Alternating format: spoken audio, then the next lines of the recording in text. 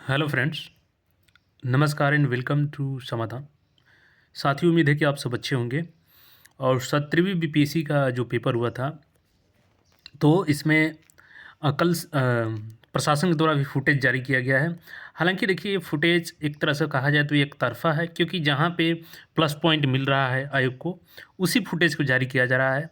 आखिर दूसरे रूम का फुटेज भी तो जारी होना चाहिए, जहाँ पे कई अभ्यर्थी लगभग 2:30 बजे तक, ऐसा उनका वीडियो में भी कहना है, सीधे-सीधे वो कई अभ्यर्थी हैं जो वीडियो जारी करके अपना जो परीक्षा नहीं हुआ उनका, उस बातों को क्लियर उसमें बता रहे हैं कि उनको पेपर ही नहीं मिला। 2:30 बजे तक वो लोग वेट करते रह गए और उनको पेपर नहीं मिला कि वो कम से कम पेपर दे के आएँ, और वो दोनों एडमिट कार्ड बाहर लेके आए अपना, उस पे ना इन्विजिलेटर का साइन है और ना ही उनको पेपर मिला।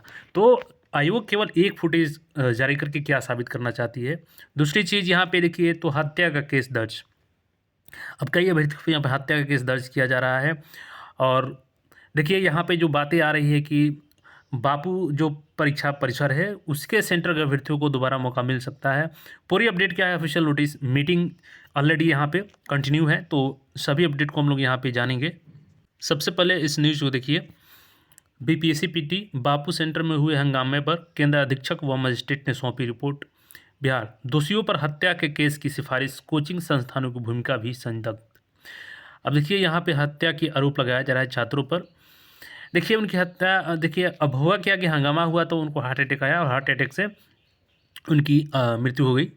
तो अब अभ्यर्थियों पे केस किया गया है कि इनकी वजह से उनकी हत्या हो गई। ये तो किसी छात्र की वजह से भी हो सकता था, क्योंकि कई छात्र थे उसमें और उनको भी तो ये प्रॉब्लम हो सकता है, तो उनकी भी मृत्यु हो सकती थी। एक छात्रा की छात्र हैं, स्पष्ट नहीं है, लेकिन उनका भी वहाँ पे हंगामे की वजह से तबीयत खराब हुआ था और उनको भी हॉस्पिटलाइज़ किया गया था। तो क्या इन सारे हंगामे की वजह, जो वहाँ पे कुव्यवस्था थी सेंटर पे, क्या उसके लिए कोई कदम उठाया गया है आयोग के द्वारा, या केवल छात्रों को ही दोष मढ़ा जाएगा और छात्रों पे ही हत्या केस दर्ज होगा? क्योंकि जब तक आपका मैनेजमेंट सही नहीं हुआ, तो फिर केवल एक तरफा आप छात्रों को कैसे दोषी ठहरा सकते हैं? मान के चलते हैं कि उसमें 10 हो सकते हैं छात्र जो उपद्रव किए हों, लेकिन उसकी वजह से क्या 12,000 के 12,000 अभ्यर्थी दोषी होंगे? पूरी अपडेट को यहाँ पे देखिएगा। कहीं न कहीं एक तरफा कार्रवाई हो रही है और सभी छात्रों को न्याय मिलना चाहिए। यहाँ पे सीसीटीवी फुटेज का एक स्क्रीनशॉट दिखाया गया है। 13 दिसंबर को बापू परीक्षा केंद्र की बाउंड्री से प्रश्न पत्र बाहर फेंकते अभ्यर्थी। और देखिए, यहाँ पे डीएम ने रिपोर्ट बीपीएससी को भेजी। आयोग की अहम बैठक आज, अभी चूँकि बैठक चल रही है। निर्दोष छात्रों को दोबारा मिल सकता है संयुक्त प्रारंभिक प्रतियोगिता परीक्षा देने का मौका। अब इस पर हम लोग बात करेंगे पहले। और यहाँ पे देखिएगा, जिला प्रशासन ने जारी किया वीडियो। और टीएस बैग को एक हॉल से दूसरे हॉल में ले जाने में हुई देरी। और ये देरी की बात नहीं है, कई अभ्यर्थियों को मिला ही नहीं है पेपर, इसमें केवल देरी। अब इसी से आप स्पष्ट देख सकते हैं कि किस तरीके से बातों को अपने हिसाब से रखा जा रहा है। क्योंकि जब क्या वो अभ्यर्थी गलत बोल रहे हैं जिनको पेपर नहीं मिला था? तो अगर पेपर नहीं मिला था तो फिर इसमें देरी की ही बात क्यों रखी गई है? और देखिएगा, तो परीक्षा केंद्र पर तैनात सीनियर मजिस्ट्रेट ब्रज किशोर लाल ने डीएम को सौंपी अपना रिपोर्ट। में लिखा, एक प्रश्न पत्र समय से दोपहर 10:55 बजे जोनल दंडाधिकारी द्वारा उपलब्ध करा दिया गया था। हर स्टील बॉक्स में 192 प्रश्न पत्र थे, जिन्हें 16 सील टीएस बैगों में रखा गया था। प्रत्येक टीएस बैग में 12 प्रश्न पत्र थे। टीएस बैग को दूसरे परीक्षा हॉल में शेयर करना जरूरी था। टीएस बैग को एक हॉल से दूसरे हॉल में ले जाने के क्रमबद्ध रूप से प्रश्न पत्र वितरित करते हुए ऊपर तक पहुँचाने में देर हुई। तो आखिर देर क्यों हुई? अब यहाँ पर सुझाव भी दिया गया है कि हर तल पर अलग परीक्षा केंद्र और वहाँ पे केंद्र अधीक्षक और दंडाधिकारी की हो प्रतिनियुक्ति। अब यहाँ पे देखिएगा, तो बताया गया है कि लगभग 100 से 150 अभ्यर्थियों पर हत्या केस दर्ज किया जा रहा है कि उनकी वजह से यहाँ पे जो एक तैनाती हुई थी सीएस की, उनकी मृत्यु हो चुकी है। तो क्या इसमें सिर्फ और सिर्फ छात्रों की दोष है? क्या वहाँ पे कुव्यवस्था जो हुई उसका कोई इसमें अहम रोल नहीं है? क्योंकि जब छात्रों को पेपर नहीं मिला, कई छात्रों को पहले मिल चुका था, तो उत्तेजना में आकर के छात्र ऐसा किए। हालांकि हो सकता है कि उसमें कुछ 10 अभ्यर्थी जो हैं, जो ओएमआर सीट फाड़े हैं, अगर वीडियो में ऐसा दिख रहा है तो फाड़े हैं, तो ठीक है, उस पर कार्रवाई होना चाहिए, वो अलग चीज़ है। लेकिन जो निर्दोष छात्र हैं, तो क्या उनको मौका नहीं मिलना चाहिए? और सबसे बड़ा सवाल ये है कि अगर आप केवल एक सेंटर का पेपर कैंसिल करते हैं, बापू परीक्षा परिसर का, तो उसमें लगभग 12,000 जो अभ्यर्थी हैं, अगर देखा जाए तो लगभग किसी एक जिले का जो सेंटर है उसके बराबर अभ्यर्थी हैं।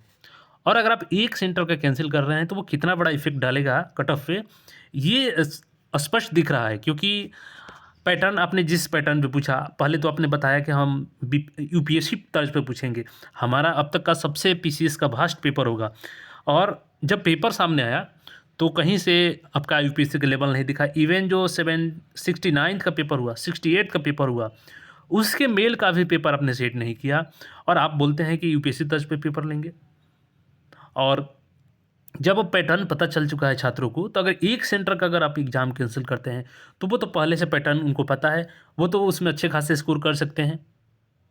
अगर इस बात को हटा दिया जाए, अगर आप बोलेंगे कि नहीं हम 69वीं जैसा पेपर सेट कर देंगे, तो फिर तो उनके साथ अच्छा नहीं होगा, उनके साथ न्याय नहीं होगा जो फिर से दोबारा एग्ज़ाम देंगे, क्योंकि उनके लिए तो पेपर बिल्कुल हार्ड हो जाएगा। तो कहीं से भी इसमें अगर आप एक सेंटर को कैंसिल करते हैं, तो ये मुश्किल काम हो जाएगा दोनों को इक्वलाइज़ करना। और उस कंडीशन में देन आप क्या करेंगे, नॉर्मलाइजेशन पे आ जाएंगे कि अब इसमें अलग पेपर इनका था तो हम नॉर्मलाइजेशन लागू करेंगे। और विरोध शुरू में किस लिए हुआ, नॉर्मलाइजेशन को लेकर के ही। तो क्या ये नॉर्मलाइजेशन की वजह से ही किया जा रहा है?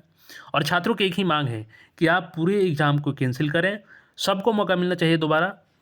जैसा कमेंट में भी देख सकते हैं, हर वीडियो में अभ्यर्थी की एक ही मांग है कि पूरे एग्ज़ाम को फिर से दोबारा तरीक़ा से लिया जाए, और पेपर का जो लेवल है कम से कम पीसीएस के स्टैंडर्ड को मेंटेन किया जाए। जिस तरीके से पेपर आपने सेट करके दिया अभ्यर्थियों को, वो कहीं से पीसीएस लेवल का पेपर नहीं था। और जबकि आपने खुद बोला था कि हम इसका लेवल और बढ़ाएंगे, 69 से भी भास्ट पेपर होगा, लेकिन पेपर देखने के बाद स्पष्ट रूप से है कि उसका लेवल आपने मेंटेन नहीं किया है। क्या वो नॉर्मलाइजेशन की वजह से तो नहीं किया गया था, क्योंकि उसमें ABCDEF तक आपके प्रश्न पत्र सेट दिया गया है, तो क्या वो पहले से नॉर्मलाइजेशन को लेकर के तैयारी तो नहीं न थी? क्योंकि आप जल्दीबाजी में पीसीएस लेवल के पेपर को मेंटेन नहीं कर पाए और उसी पेपर पे एग्ज़ाम हुआ। कहीं न कहीं जो छात्रों का हंगामा हुआ नॉर्मलाइजेशन को लेकर के, हो सकता है कि बीपीएससी का पहले से प्री प्लान हो नॉर्मलाइजेशन लागू करने का, और विरोध हुआ तब उस पे पीछे हट गई। तो देखिए, छात्रों को न्याय मिलना चाहिए, और पेपर सेम लेवल का हो, पीसीएस लेवल का हो, और छात्र का एक ही मांग है कि पूरे एग्ज़ाम को कैंसिल करके फिर से फ्रेश तरीके से एग्जामिनेशन कंडक्ट कराया जाए, जिसमें कि क्वेश्चन का लेवल मेंटेन होना चाहिए। हालांकि यहाँ पे कल नोटिस जारी किया गया था बीपीएससी के द्वारा, देखिएगा 15/12 कल का डेट है, और आज मीटिंग अभी चल रही है उसमें। लेकिन जो जिला प्रशासन है वो अपना जाँच में भी है। ईओई ने भी प्रेस कॉन्फ्रेंस किया है, और उनका कहना है कि ऐसा कोई सबूत नहीं मिला है पेपर लीक का। तो सबसे बड़ा सवाल ये आता है कि अब मीटिंग से जो भी फैसला आएगा, क्या केवल एक सेंटर को कैंसिल किया जाता है? अगर एक सेंटर को कैंसिल किया जाता है तो फिर छात्रों के लिए मुश्किल होगी। ये पार्शियली इसको एक तरीके से सुधार बोला जाएगा, पूरा सुधार जब तब भी होगा जब पूरे पेपर को कैंसिल करके दोबारा लिया जाएगा। बाकी इस पे आपका क्या सोचना है, पूरा एग्ज़ाम कैंसिल होना चाहिए या केवल एक सेंटर का जो बापू परीक्षा परिसर उसका कैंसिल होना चाहिए? क्योंकि आप लोग एग्ज़ाम में शामिल हुए हैं, तो आपका राय भी महत्वपूर्ण है। तो आप अपने-अपने विचार व्यक्त कर सकते हैं, और जैसे कोई अपडेट होगी फिर आपसे मिलेंगे। चैनल पे नए हैं तो चैनल को सब्सक्राइब करके जुड़ जाएँ। धन्यवाद।